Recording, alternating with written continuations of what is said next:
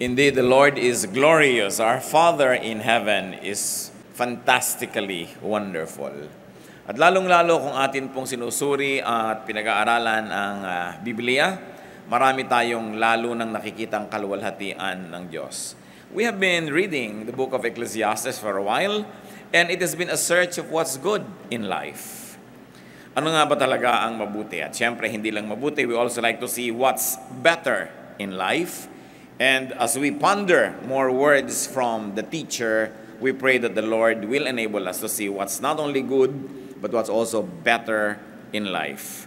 Thank you, Father, for this privilege of worship, and thank you for the privilege of reading the Word, preserved through the generations, and useful and fruitful for all of us even now. We pray, Father, that you may enable us to see the wonder of your Word, open our eyes and ears to your wisdom. Teach us, even as we ask you, Lord, to forgive us our sins, cleanse us from all our iniquities, enable us to enter your most holy presence, and dare to ask blessings from you. Kami, Panginoon, ay humihingi ng pagpapala, ng karunungan, ng pagtutuwid, pagpapalakas, pagpapagaling, pagpapatalino. Bigyan niyo po kami, Panginoon, ng kakayahan na mas makita ang ganda ng buhay at ibukas mo po ang aming mata sa kagandahan nito. Be our speaker, O God. Fill us with your Spirit. Enable us to read your mind, to touch your hand, and to be like you. Father, we ask you to protect us from evil, from all works of evil men and evil spirits. And we ask you, Father, give us serenity, calm in our hearts, and may your healing liberate us from physical, emotional, and spiritual infirmities. Thank you, Father, in the name of your Son, our teacher, the Lord Jesus Christ. So what's better in life? At maganda pa nga itanong, so what's best in life? Ecclesiastes 7:1-6. Solomon speaking. A good name is better than fine perfume, and the day of death is better than the day of birth. It is better to go to a house of mourning than to go to a house of feasting. For death is the destiny of every man. The living should take this to heart. Sorrow is better than laughter, because a sad face is good for the heart. The heart of the wise is in the house of mourning, but the heart of fools is in the house of pleasure. It is better to heed a wise man's rebuke than to listen to the song of fools. Like the crackling of thorns under the pot, so is the laughter of fools. These two is meaningless. In 6 verses, we are given a big load of wisdom. At itong thesis ito ni Solomon, meron sinasabi siyang, this is better than that. It doesn't have to be read as really literally better, but a poetic device to tell us that, well, you think there is something good here? You know, find something that is also very, very good, even in its opposite. So it's a dramatic way of looking at it and saying that it is better. So then, you know, a good name is better than fine perfume. Tayo mga Pilipino, mahilig magpabango, mahilig maligo, mahilig sa cosmetic industry. Sabi, but a good name is better than that. At yun daw araw ng kamatayan, mabuti pa kuminsan sa araw ng kapanganakan. Parang ito yung mga pagbaligtad sa mga dati na nating inaakala o pinaniniwalaan, hindi para talaga baligtarin ito, kundi para ipakita sa atin na maging yung kabaligtaran ng akala natin maganda, may kagandahan pa rin. Mas mainam pa daw na pumunta sa mga bahay ng pagluluksa, sa mga lamayan, sa mga namatayan, kaysa sa pumunta sa mga party. Meron daw inam at kagandahan maging ang kalungkutan kaysa sa tawanan. At yun daw matatalino ay isinasali niya sa kanyang schedule. Yung pagpunta sa mga malulungkot na mga okasyon, hindi lang gusto niya laging sumaya, tumawa o malibang. At mas masarap daw yung pagtutuwid, yung kahit pintas sa'yo ng matalino, kaysa papuri sa'yo ng isang wala namang alam. Mas dapat yan pinapahalagahan, dahil ang tawa daw ng mga walang alam, ay para lang tunog ng mga nasusunog na siit o mga tuyong kahoy. Sandali lang yon, tapos wala na. As we have said, better did not be read as literal better, but just for contrast, for dramatic effect. So what's better in life? According to the teacher, a good reputation. A good reputation in the end, up to the end, therefore a respectable life. So that is better than what might be considered good but destroys the reputation. Agad-agad, sumasalungat yan sa popular belief. Yung mga iba, hindi bali ng pangit na reputasyon ko, basta yumaman ako, o basta sumikat ako, o basta magtagumpay ako. Pero sinasabi ni Solomon, a good reputation is good, is better even. What else? Good dosages of sorrow. Yung tamang-tamang timpla ng lungkot daw sa buhay, maganda yan. Parang sweet and sour, sumasarap, kesa sweet lang. No? Sorrow reminds us of our mortality. Ano ang napapala natin kung pumunta tayo sa libing, sa lamay, sa mga namamatay o naghihingalo? Nakakalungkot yon. Pero at least naaalala nating tayo man may appointment with death. And if that alone is the profit we get from looking at death in the eye and mourning with those who are bereaved, then that's already a profitable experience. To be reminded that we will not be in this body forever, therefore we should be ready to meet our God. We should be ready and willing and able to accomplish that which God has set before us. Dahil sabi sa Bible, that God has decided long ago what everyone should do in life. Binigyan niya tayo ng talino, binigyan ng kakayahan para ma-accomplish yung ganong mga bagay. Constant fun, according to Solomon, can give us an imbalanced view of life. Constant fun can render us unprepared for the inevitable, which is death, sorrow, and suffering. Nangyayari talaga yun sa buhay. So maganda, nakakapag-practice ang tao. Kaya daw yung mga bata na maganda, may mga pets, at kumisan yung mga pet nila nagkakasakit, kumisan namamatay pa, yung bata nagkakaroon siya ng education and practice kung paano ang isang mahal mo sa buhay ay magkasakit at maaaring mamatay.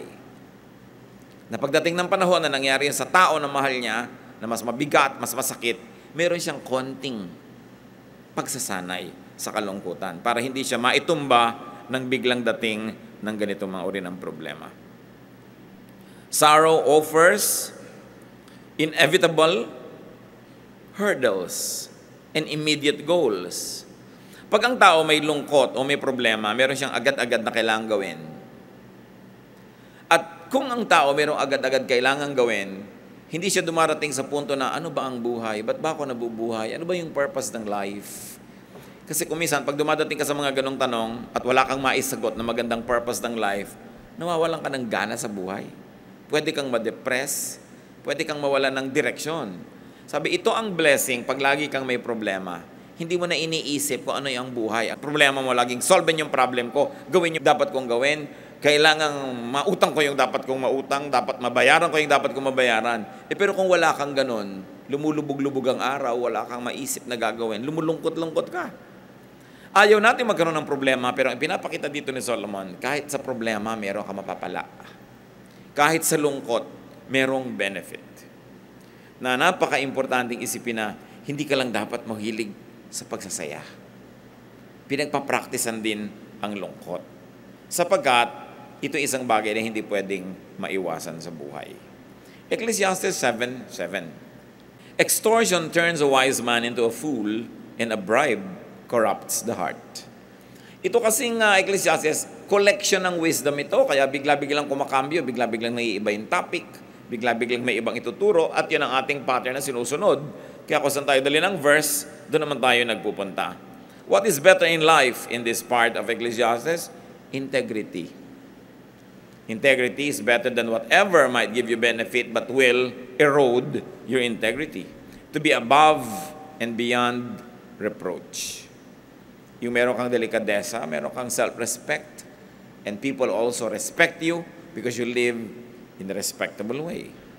Ecclesiastes 7 verse 8, the end of a matter is better than its beginning, and patience is better than pride. So ang mahalaga daw, hindi yung simula lang, kundi yung katapusan, o natapos mo ba yung sinimulan mo. Anong pinapahalagahan dito ng teacher? Consistency. Steadfastness. To be able to deliver a promise. To be able to do what you had set out to do. So that you would have not totally wasted time. Pag simula ka ng simula at hindi mo naman tinatapos, magsisimula ka uli ng bago, marami kang nasasayang na oras na dumadaan, hindi na bumabalik, ikaw ang nalulugi. So what is important here is to complete what has begun. At kung hindi natin kayang tapusin, huwag nating simulan. Kakambal siyempre nito, itinuturo sa atin ni Solomon, magplano ka. Kung may project ka, tingnan mo yung costing, kaya mo bang tapusin? Kung hindi mo kayang tapusin, huwag mo simulan. Meron ka bang energy hanggang matapos yan? O baka naman, sandali lang yung energy mo, bukas wala na. Consider all of that. Because many people waste time, talent, and treasure beginning many things and not finishing them. Another thing that's better in life, Ecclesiastes 7:9, do not be quickly provoked in your spirit, for anger resides in the lap of fools. So not being quickly provoked to anger is better than being provoked. That's what he's trying to say. So what is better here? Calm, serenity, payapa, tahimik ka, mahinahon. That you are unruffled. You're like a quiet pond without blemish on its face. At kasama doon siyempre is forgiving, understanding, and ignoring an offense or forgiving offenders. Sabi niya, anger resides in the lap of fools. Yan ay inaalagaan lang, pinapatagal, kinikimkim ng hindi matalino. Yung galit. Kasi yung galit, sinisira ka, at lalo naman yung taong kinakagalitan mo, yun ay maaari mong masira. At sa pagsira mo sa kanya, hindi ka rin madamage. Kaya ang matalinong tao daw, hindi na niya hinahayaang magalit siya agad. Kung magagalitin kayo 5 years ago, pwedeng ma-excuse yun. Pero kung hanggang ngayon, magagalitin pa rin kayo, boring na yun. Dapat, kumukonti na lang ang nakakapagpagalit sa'yo. Na magandang goal sa buhay, this year, babawasan ko pa ang pwedeng gumalit sa akin. Kasi yung taong napakadaling magalit, hindi ka lang napansin, galit ka na. Hindi ka na-invite, galit ka na. May nag-cut sa'yo sa traffic, galit ka na. Kita yung mga nangyayaring gulo sa mga taong umiinit ang ulo at sinusunod nila yung init nila ng ulo. Matagal lang lumamig yung ulo nila, may problema pa na dala-dala dahil sa naging bunga ng init ng ulo. What else is better daw? Not holding a grudge. Huwag ka nagtatanim ng sama ng loob. Hindi yun mabuti sa'yo, sa kalusugan mo, sa espiritu mo, sa iyong emosyon, at hindi rin mabuti sa iyong pakikipagkapwa tao. Ecclesiastes 7:10, do not say, why were the old days better than this? For it is not wise to ask such questions. Ganyan lang mga tao, lagi nilang the good old days, the good old days. Nung araw? Mabuti pa nung araw? Mabuti pa nung araw? Hindi naman totoo yun eh. Nung araw walang cellphone. No? Ang hirap tumawag. Lalo kung taga-baryo ka nun. Ka-tricycle ka pa patungo sa bayan, pipila ka pa sa RCPI. Ang dami-dami ninyo, bibigay mo yung tatawagan mo sa operator, tapos tatawagin ka, papasok ka doon sa parang aparador na booth. Nadidinig ka naman actually ng lahat ng tao doon, ano? Tapos, mamaya may nalimutan ka, pila ka na naman. Bago ka makatawag. Nung araw, kahit may telepono ka, may party line ka pa. Tapos walang dial doon. Ngayon, kahit ka nasa banyo, nagsiselfone ng tao. Napakaraming madali. Natatandaan nyo ba nung araw, pag tinuturo kayo ng dentista, hanggang daliri nyo ang taba ng karayom, ang sakit. Ngayon, meron pang pre-anesthesia, anesthesia. Ang ginawa ng buhay. Mga tao ngayon, bumibili pa ng mga mineral water. Walang ganyang gastos nung araw. So, ibig sabihin, may ginagastos. No? Kasi may pinagkakagastosan, may ginagastos. Hindi katulad nung araw. Good old days, good old days. Kasi pag sinabi nyo yon, lagi, lulungkot lang kayo. Dahil ang hinahabol nyo, yung tapos na. What Solomon is saying, it's better not to complain and not to compare the present unfavorably with the past. Do not keep on finding faults with what it is, because you will only become sad. It would diminish enjoyment. It would diminish your appreciation of the here and now, and then you'll only be sadder. Dapat bilangin mo yung mga blessings mo. Sit down and count your blessings. Kung kayo nung araw ay nagtatype, pag nagkamali kayo, lalo may carbon paper, 5-6 na kopya yon, i-snowpickan mo isa-isa. Pagkatapos uulit-ulitin mo. Nung araw, pagka nag-layout ka ng magazine, ginugupit mo talaga yung papel, talagang cut, paste, literal. No? Ang dali-dali ng buhay ngayon, maraming comforts. At saka sobrang nade-democratize. The comforts you have, for instance, in texting, kahit kabalot vendor, not even the Caesars of Rome had them. No? At kumisan, kung nakaka-afford ka kahit konting air conditioning, not even the emperors of Rome or the pharaohs of Egypt were able to air condition their bedroom. Maraming dapat ipagpasalamat ang tao. Ngayon, yung may nalulun ka na kung ano, nung araw, iintay mo na lang mamatay ka. Ngayon, opera ka, natatanggal yung nilulun mo. Kaya nung araw, matagal ang yung naghihingalo. Yung mga lola ko naghihingalo, 3, 4, 5 days. Yan ang kwento ng mga tao. Paano? Talaga inaantay nung may sakit na mamatay siya. Pero ngayon, ginagawan mo yan ng paraan. Sabi ni Solomon, don't always say the good old days were better. Nababawasan ang appreciation mo sa improvement ng humanidad at sa blessing ng tao sa ating kabihasnan, sa blessing ng Diyos sa tao. Ecclesiastes 7:11-12, wisdom, like an inheritance, is a good thing and benefits those who see the sun. Wisdom is a shelter, as money is a shelter. But the advantage of knowledge is this: the wisdom preserves the life of its possessor. So may dalawang shelter na sinabi dito, wisdom and money. Hindi sinasabing walang kwentang shelter ang money. Maraming nagagawa ang money, so you make a lot of money. Ngayon, kung ayaw niyong itago, ibigay niyo sa akin. O ibigay niyo sa mga mahal niyo sa buhay. But produce wealth. Because money is a shelter. So niya, advantage yan. Pero alam niyo, mas advantageous ang wisdom. Because wisdom preserves life. It is possible that money can actually destroy life. Alam niyo yung mga biglang tumatama sa mga loto, mga biglang nagkakapera, kung minsan napapahamak. Wala silang practice yumaman eh. Pero ang dami nilang practice humirap. No? Kaya mas hiyang sa kanilang kahirapan. Mas magsusurvive sila na mahirap kaysa mayaman. Marami mga tao hindi nagsusurvive na sikat. Pero nung hindi sikat, buhay sila. So sabi, huwag mong sinisisi ang nangyayari sa buhay. Huwag mong isinusumpa ang buhay mo dahil kino-compare mo sa iba. Hanapin mo lagi yung advantage ng iyong pagiging iyo at ikaw. Kasi lagi yan merong advantage. Kung minsan yung mabuti pa yung naglalakad na walang pera, hindi na hold up, hindi na sasaksak. Kung ikaw may pera, na-hold up ka pa. Kaya sabi, wisdom preserves the life of its possessor more than money. But of course, money also does preserve and prolong life. Diba? Mahirap siyempre patayin yung may pampa-hospital. Mahaba talaga buhay niyan.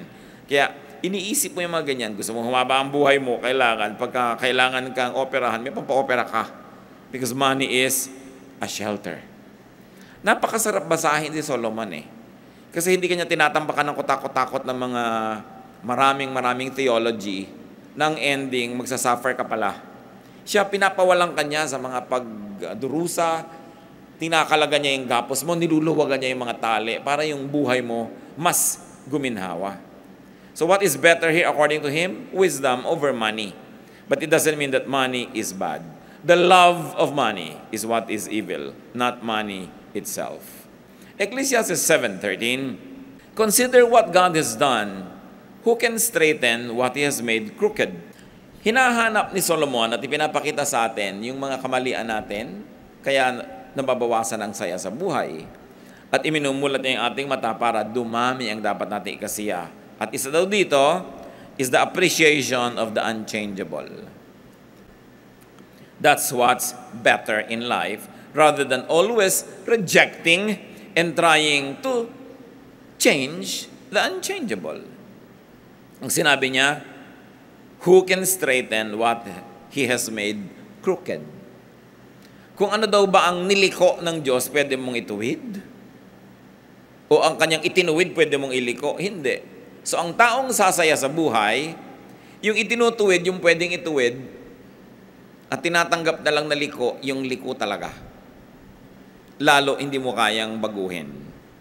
Hindi mo kayang baguhin, for instance, yung aptitude ng tao, yung talent niya, yung hilig niya, talaga doon siya naka-incline. Kesa lagi kayo nagtutunggali, lagi na lang kayo na nagkakaroon ng struggle, accept. When applied to human relationships, this means to accept and even enjoy people's unchangeable traits. We try. Kung meron tayong mga pangit na ugali, gusto nating improve yan. At sikap tayo ng sikap. Pero mas luluwag ang buhay kung ikaw mismo, pag-aaralan mo, tanggapin kaysa baguhin ang iyong kapwa. Kung gusto mong baguhin ang sarili mo, baguhin mo kasi sarili mo naman yung kausap mo. Willing ka sigurong makipag-usap sa sarili mo na magbago tayo kung kinakausap mo yung sarili mo. Eh yung iba na gusto mong baguhin, Marami pong mag-asawa, hindi sila nagiging masaya together kasi parehong gusto mo ipalitan siya, ibahin siya. Paano siya maiiba? Sabi nga sa Bible, can a leopard change its spots? Well, we do not discount the possibility of a miracle, but a miracle is more of the exception rather than the rule. Kaya kung yung mahal mo sa buhay, anak mo, kapatid mo, asawa mo, mayroong mga ugali, may mga katangian na sa tingin mo ay kapintasan, mas sasaya ka kung pag-aaralan mo yun at tanggapin. Kung meron kang gustong baguhin, ang baguhin mo yung attitude mo. Kasi meron kang control doon, but you have no control over other people. Of course, if those people will also change themselves with God's help, then it becomes a lot easier. But you changing somebody else, it's going to be a struggle. Somebody will always win and somebody will always lose. And you know what losers do? They get out of your life or they kick you out of their life kasi they always lose. Kaya kung gusto nyong matagal na magkasama ng mga minamahal mo sa buhay, yung walang patakarang pagtanggap, mahalagang pag-aralan. Kasi sabi ni Solomon, consider what God has done. Ibig sabihin, Diyos ang lumikha sa tao eh. So pati yung ayaw mo sa Kanya, ang totoo nun, nasa design niya yon o nasa inclination niya yon. Kung yun ay hindi talaga maganda, dapat pagsikapan niya. Pero ikaw, kahit anong gawin mo, hindi mo siya mababago. Magkakaroon lang kayo ng hidwaan. So a powerful source of happiness here is not having people the way you want them, but a good attitude. That you take people for what they are. Ecclesiastes 7:14, when times are good, be happy. But when times are bad, consider, God has made the one as well as the other. Therefore, a man cannot discover anything about his future. Kung masaya daw ang moment, edi magsaya ka. Ngayon malungkot, edi malungkot ka. Ganun talaga ang buhay. May araw ng lungkot, may araw ng saya. Ang mahirap ito, wala namang dahilan para lumungkot, umiimbento ka ng lungkot. Yun ang miserable. Hindi naman kayo dapat mag-away, nag-aaway kayo dahil lang pareho kayong pagod. Tapos mamaya, pasensya ka na, pagod kasi ako. So pag pagod pala, okay lang mang-away. No? Hindi kailangan, pinapasama mo lang yung sitwasyon. Pag masaya ang okasyon, magsaya ka. Alam nyo kapatid kung bakit? Hindi mo alam kung bukas, lungkot ang darating. Hindi mo alam kung bukas, nasunog pala yung bahay mo. Of course, we don't like that. But it can happen, di ba? Nangyayari. Ngayon, merong party, ayaw mong kumain. Tapos bukas, bigla na lang, may sakit ka sa lalamunan, wala ka talagang makain, nakaswero lang. Sisi ka ng sisi, pati hindi ko pa nakain yung pwede kong kainin, nung pwede pa. Kaya kailangan, kung maganda yung panahon, yan, samantalahin mo. Parang sinasabi, umaaraw pala, o di, yan, magkula ka, maglaba ka, maglakad ka, mamasyal ka. Kasi may mga time na bumabagyo, hindi pwede yun eh. Ngayon, yung wala namang bagyo, nagkukulong ka sa bahay. Pagdating ng bagyo ngayon, nagsisisi ka, ba't ba hindi ako nakalabas-labas nun? Ang practical ni Solomon, ang sarap-sarap niyang kasama. Ang sarap-sarap niyang teacher, buti na lang siya yung the teacher, Ecclesiastes. Ibig sabihin, the teacher. It was derived from that root word. Pag siya yung teacher, hindi kanya puro tinatambakan ng pagdurusa at hirap. No? Sinasabi niya sa inyo, itong gawin mo. At huwag niyong tatawaran si Solomon, siya ang pinakamatalinong tao. Siya ang binigyan ng Diyos ng superior na katalinuhan, kaya dapat natin siya pakinggan. More than some religious leaders, no? More than some preachers na ang lagi nilang gino-glorify is suffering. Puro na lamang na magdusa ka, magtiis ka, huwag kang kumain, mag-fasting ka. But there's nothing wrong with that. But sabi ni Solomon, for everything there is a season, a time for every matter under heaven. So wise people are to enjoy good times, and they are to ponder bad times. Pag daw malungkot ang panahon, ang dapat mong gawin, magbulay-bulay, mag-isip-isip. Anong iisipin mo? Bakit kaya malungkot? Meron kaya akong pananagutan o kontribusyon sa lungkot na ito? At pag nasabi nating meron, pag-aralan mo, paano ko kaya hindi na ito uulitin para huwag uling magkaroon ng ganitong klase ng lungkot? So kahit yung lungkot mo, nagkaroon ng lesson. At kung may lesson yon, may benefit kahit yung kalungkutan. Ang mahirap, laging may lungkot pero hindi mo nalalaman kung bakit hindi ka man lang kasi nag-iisip. Nagkakaproblema. Anong benefit? Kung mag-iisip ka, ano ang aking pananagutan? Anong kontribusyon ko? Bakit nagkakaproblema? Ba't lagi kami nag-aaway nitong asawa ko, anak ko, o whoever? Ano ang pananagutan ko?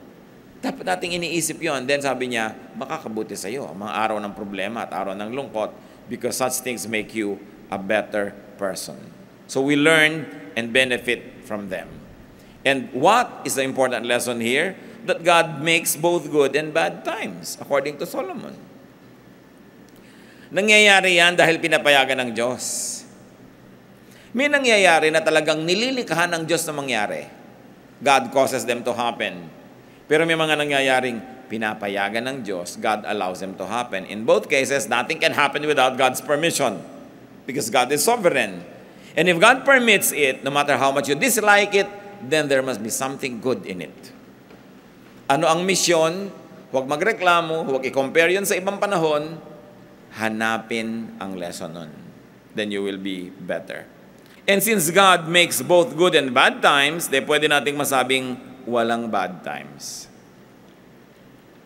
Dahil pwede mong pakinabangan yon, pwede yun magbigay sa'yo ng lakas, pwede yung magbigay sa'yo ng perspective, ng understanding of other people, ng compassion. Therefore, bad times did you good. Kailangan you turn every disadvantage to an advantage. Because the believers of God are incurable optimists. We see the brighter side of things. Because when God causes it or allows it to happen, we can learn something from it. Therefore, in life, both the good and the bad events should be expected, accepted, and as much as you can, even enjoyed. Ecclesiastes 7:15-18. In this meaningless life of mine, I have seen both of this.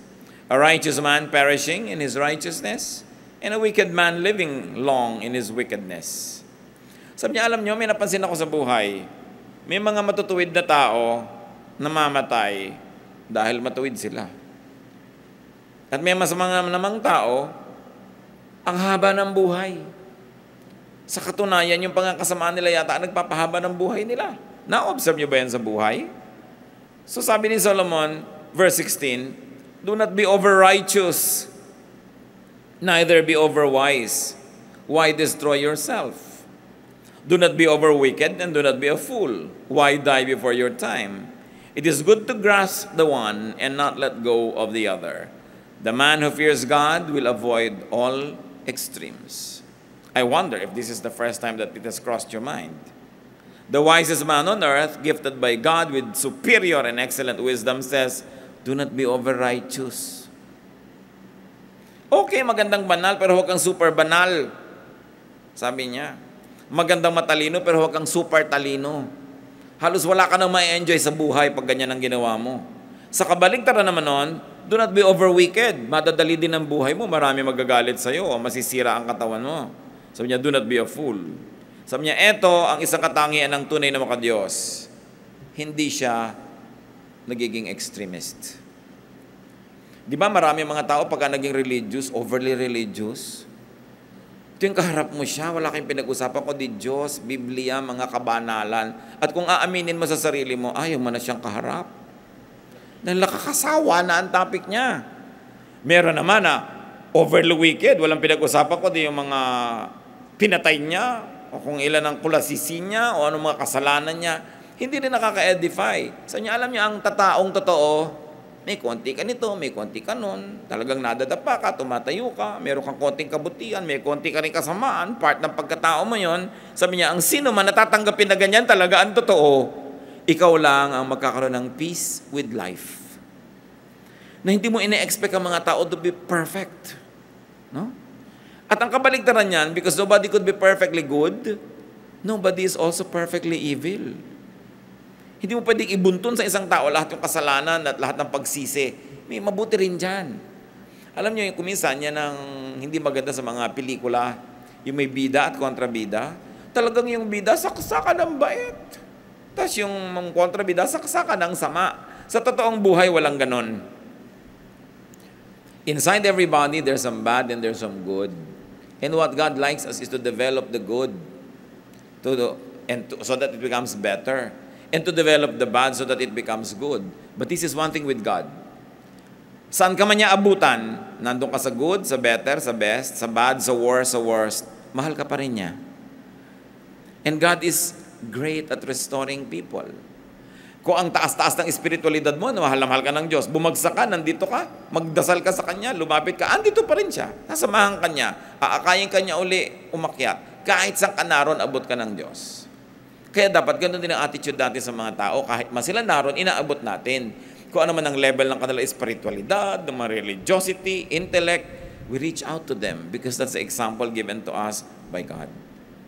Huwag tayong maging overly good. Meron kasing judgmentalism that goes with exaggerated goodness. That you no longer are able to tolerate those who are not as good as you. Kaya ang nangyayari nun, nagiging bad ka na rin because judgmentalism, self-righteousness are both considered to be bad attitudes and behavior. Ano pa mga ironies po ang na-observe ng teacher? Tulad ng binanggit natin, that good people could die in spite of and sometimes because of their righteousness. Nakikita niyo yung mga sineselebrate nating heroes? Dahil napaka-righteous, nagligtas ng maraming buhay, nalunod tuloy siya. So, hindi natin sinasabing mali ang ginawa niya, pero ang ikinamatay niya, hindi dahil sa kasamaan, sa kabutihan. Di ba? So, kung gagawin mo yung kabutihan at ikinamatay mo yung pagiging mabuti, huwag mo sisihin ng Diyos. Kasi wala siyang ipinangako na pag gumagawa ka ng mabuti, lalo kang mapapabuti. Kumisan nga, napasama pa yung kalagayan mo dahil gumawa ka ng mabuti eh. Nakita niyo sa ating pamahalaan, yung nagbibisto ng mga corrupt, sila nakukulong. Hindi natin sasabing maling ginagawa niya, pero pag gumagawa ka ng mabuti, don't expect na laging magiging mabuti ang bunga. Tapos yung mga gumagawa ng masama, yumaman, nagkaroon ng ganito, nagkaroon ng ganyan, nagsinungaling, nagbribe ng huwes, nakalaya. Sabi, hindi lahat ng gumagawa rin ng mali, napaparusahan. Ano ang ibig sabihin dito, Solomon? Huwag niyong hanapin ang hustisya ng Diyos na makita niyo buong buo dito sa buhay na ito, this side of eternity. That's why the Bible is full of teachings about God's justice, especially in eternity. That God keeps account of what everyone does. So that if human justice fails, there is divine justice that will never fail. Tatandaan natin na nung nilikha ng Diyos ang tao, ibinig niya kay Adan at kay Eva ang management of creation. So dapat ang creation, ang mga creatures, ang mga hayop, ang kalikasan, at maging ang mga kapwa-tao, dapat i-manage mo mabuti the way God would manage if He was the manager Himself. Pero dahil lumayo ang tao sa kabutihan, kaluwalhatian ng Diyos, kaya maraming imperfections, maraming injustices. Hindi yun kasalanan ng Diyos, pero ang alam natin, itutuwid yun ng Diyos. Kung hindi man yan, maituwid lahat this part of life in the next. At yan ang pinanghahawakan natin na katarungan ng Diyos. Kaya ang ganda ng Tagalog sa gobyerno, pamahalaan. Alam niyo yung root word ng pamamahalaan is pamamahala or pagiging bahala. At pinaniniwalaan ng maraming scholar na ito'y nagmumula yung bahala sa word na bathala. So ano yung pamahalaan? Yun ang pag-manage ng kalikasan, ng kapwa-tao, ng lakas, ng kayamanan, the way bathala himself would if he was governing. Kaya ang linis ng word pamahalaan, which is pamathalaan, pamamahala, hindi lang basta gobyerno, which is of course a Spanish word.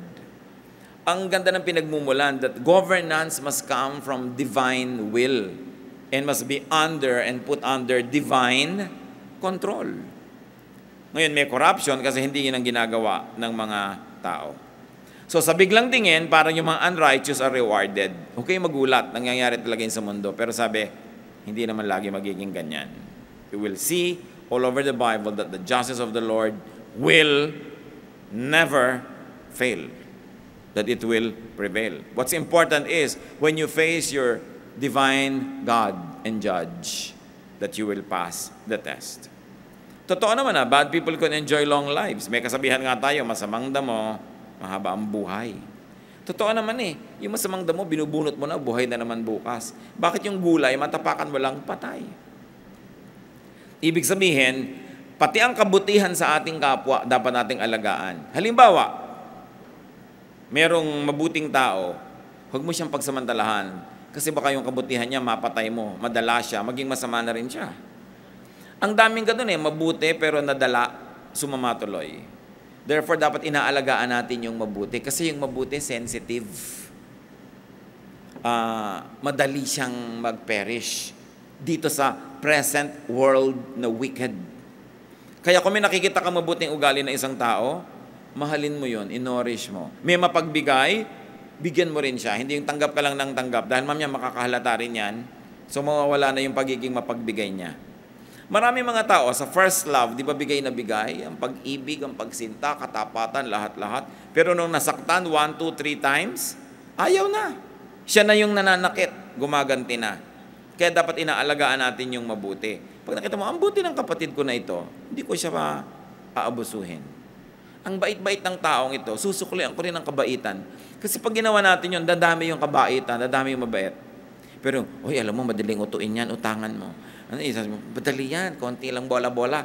Pag ginanon mo, akala nyo ba, after 3 or 4 or 5, nas makakahalata rin yun, mamaya magiging maramot na rin.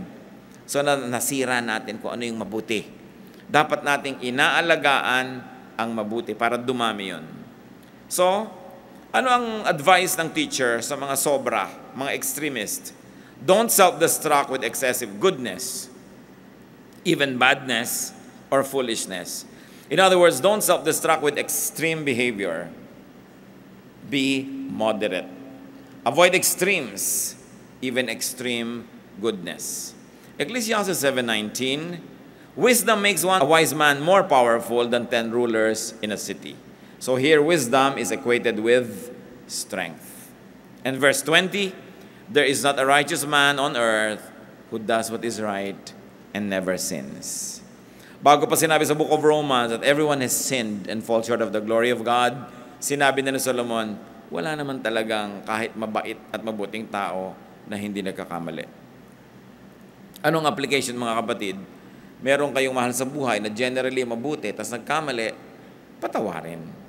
I-restore, turuan, pero huwag ipagdiinan, tapakan, kalimutan, kasi wala naman talagang perfectly righteous. Sobra naman na paghanapan natin ang ating kapwa ng perfection. Kahit sino siya, kahit ano siya. Sometimes we over-idealize our mothers, so hindi natin iniisip na pwede silang magkamali. We over-idealize our fathers or our religious leaders or our teachers. Hindi natin sila binibigyan ng space to be human. That is cruel. Kasi ang tao, kahit gaano kaganda ng performance niya, meron din niya na moments na hindi ganoon ang level ng kanyang galing. May moments na siya mahina, so dapat natin siyang bigyan ng ganong puwang. This implies that people should not try too hard to be over-righteous. Yung talagang, halimbawa, walang-wala sa mood mo. Halimbawa, kahit pa nga talagang antok ka na, pinipilit mo kumisa mag-pray, sa umaga ka na tuloy nakaka-amen dahil nakakatulugan mo, no? Ubod ng habang prayer dahil magdamag, pagising, amen. Haba. Pero yung pala, hindi naman talaga nag-pray. So, alam naman ng Diyos yun, so huwag mo nang pilitin ang sarili mo. Lord, bukas na lang po ako mag-pray, antok na talaga ako. Ba't mo naman pipilitin? Sabi, may ganun talaga. Ngayon, kailan ka magpe-pray ng talagang thorough, mahaba? Di yung nung nasa mood ka, yung ganado ka talaga, may conviction ka. Kasi iba-iba naman yung klima everyday. Tulad din ng araw na masaya, huwag kang maglungkot kasi araw yan ang saya. So may mga moments na talagang very spiritual yung feeling mo. Doon mo samantalahin kasi may mga moments hindi ganun lagi. So doon sa mga moments na nagsasaya ka, nagdadasal ka, ang ganda ng fellowship mo sa Lord, parang bangko, nakakapag-deposit ka. Dumadating yung time na tigang ka sa espiritu, may mai-withdraw ka man lang dahil may pinagbubunutan ka ng goodwill between you and God. So respect the times and the seasons. People should accept other people's imperfections. Don't expect too much from yourself and from others. In other words, relax. Sabi nga nila sa Hawaii, hang loose. You know, relax ka lang. Huwag ka masyadong serious sa buhay kasi hindi naman laging nakakasolve ng problema yung pagiging serious. Kadalasan, nagdadagdag pa yan. Ecclesiastes 7:21-22, do not pay attention to every word people say, or you may hear your servant cursing you. For you know in your heart that many times you yourself have cursed others. May mga kilala po akong tao, very sensitive. Pag may nadinig na silang pintas o comment tungkol sa kanila, talagang dinaramdam. Pero dapat huwag tayo maging ganon. Sabi ni Solomon, do not be too affected by people's talk. Huwag mong ipagtanong, i-research, hanapin ang lahat ng sinasabi ng tao tungkol sa'yo. Sabi, sigurado, malalaman mo yung mga katulong mo, minumura ka. Alangan mang love ka nila. Liban na lang talagang sobrang lovable ka. So, ine-expect mo na yon. Nagagalit to sa akin, ginising ko dahil inutusan ko. masama ang loob nito dahil ganito, dahil ganon, hindi ko pinabali. Pagka tinanggap mo na ganon yon, hindi ka na masyadong mag-expect. So pag nangyari nga, hindi ka masyadong nasasaktan. May isa pa pang dahilan, mga kapatid, kung bakit hindi tayo dapat masyadong serious sa mga nadidinig natin laban sa atin, na sinasabi ng iba. Because many words are not seriously meant. Sabi ni Solomon, ikaw naman, alam mo rin na madalas nagsasalita ka rin ng pangit tungkol sa iba. Pero hindi mo naman talaga mean. Halimbawa, kung alam lang ng nanay nyo ang lahat ng sinasabi nyo sa kaibigan nyo tungkol sa kanya, baka kayo isumpa. Di ba may mga ganun? Hindi lahat Kung alam lang ng husband ang lahat ng sinasabi ng misis niya tungkol sa husband, pagkasama yung best friend. Kung alam lamang ng anak, kuminsan ang sinasabi ng magulang tungkol sa anak, sa iba ring magulang, marami tayong sinasabi na hindi maganda laban sa kapwa natin kahit mahal natin sa buhay. But we don't feel guilty. You know why not? Because many times, hindi naman talaga heartfelt yon. Parang humihinga-hinga ka lang, sinasabi mo lang, pero hindi naman talaga ganun. Talagang pag nalunod yun, sasagapin mo rin dahil mahal mo pa rin sa buhay kahit may reklamo ka. So ang sinasabi dito nitong si Solomon, pag may nadinig ka na mga masamang komento ko sa'yo, huwag ka masyadong dibdibin. Sabihin mo, of course, naturally, siyempre hindi ako perfect, may maipipinta sila. At saka siyempre hindi sila perfect, namiminta sila. Pag ganun ang attitude mo, hindi ka lagi nagdaramdam. Dahil, ang totoo, marami talagang negative na sinasabi ang kapwa tungkol sa atin. Marami yun. Huwag mo na lang alamin para huwag sumama loob mo. At kung gusto mong alamin mo lang dahil gusto mong suriin kung totoo ba o hindi. At kung totoo, paano ako magbabago para mawala yung sinasabi nila. Dahil in-improve ko yung ugali ko. Then again, it becomes beneficial. Sa simula lang masakit, pero meron kang napapala pagkatapos. Many words are not really seriously meant. And we know that because many times we also talk senselessly. No? Nagsasalita tayo ng mga, kuminsan masakit pala pagka nadinig ng iba, pero hindi naman natin talaga mean. Of course, the good thing is to always control our tongue. But you know, na yung tongue, mas madali mo pang kontrolin kuminsan ng hito, no? Na nagpupumiglas. Kahit pukpukin mo yung dalag, buhay pa rin. Mahirap pa hulihin at habulin pag nakatalon. Mas malala yung dila doon. So, isang binibigay dito sa atin ng Solomon na kapayapaan is, tanggapin mo na rin na talaga madaldal ka. Yung talaga kuminsan, yung katinang dila, masarap kamutin, no? Yung masarap magchismis. Kasi kung lagi kang, masama ang ginagawa ko, pero lagi mo lang ginagawa, nahahati ka masyado, naguguluhan ka. Pero pag sabi mo, it's part of my imperfection. I will do my best, by God's grace. Pero kung sakaling nangyari na uli, ayan na naman ako, may human nature. Hindi tayo tinuturoan ni Solomon na maging pabaya sa high moral standards. Hindi niya tayo tinuturoan na maging konsentidor sa mga sarili natin pagkakamali. Ang itinuturo lang niya sa atin, tao ka, tanggapin mo na tao ka. Tinatanggap ka ng Diyos na tao ka. Pero hindi ibig sabihin, kinukonsente ng Diyos na laging ganyan ka na lang. Mag-improve ka. Pero kung hindi ka pa nag-i-improve, keep improving, pero be at peace with yourself. It also follows that you must be at peace with others. And where is peace premised? Acceptance of what is true about you and what is true about others.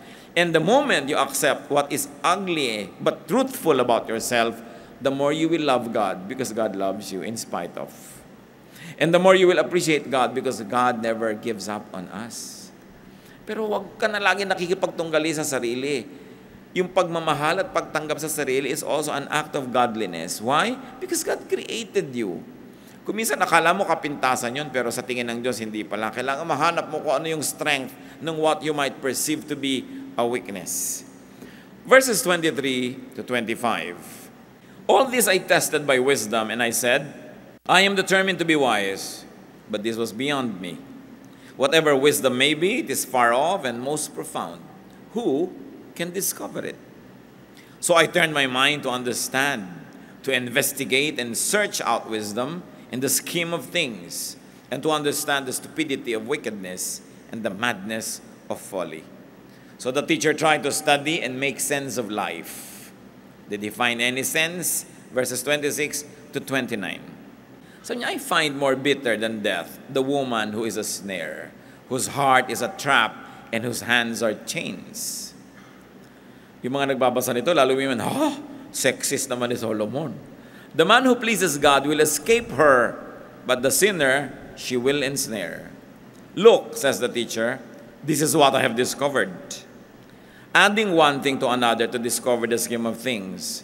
While I was still searching but not finding, I found one upright man among 1,000, but not one upright woman among them all. This only have I found. God made mankind upright, but men have gone in search of many schemes. Maraming mga babaeng naguguluhan dito, at mga lalaki rin naman. Ba't sinabi yan ni Solomon? First of all, read this as it is. Do not fault Solomon or apologize for him. He is a product of his time. No? May mga context talaga ang paningin nila nun sa mga gender. But, I have a suggestion on how to read bad woman.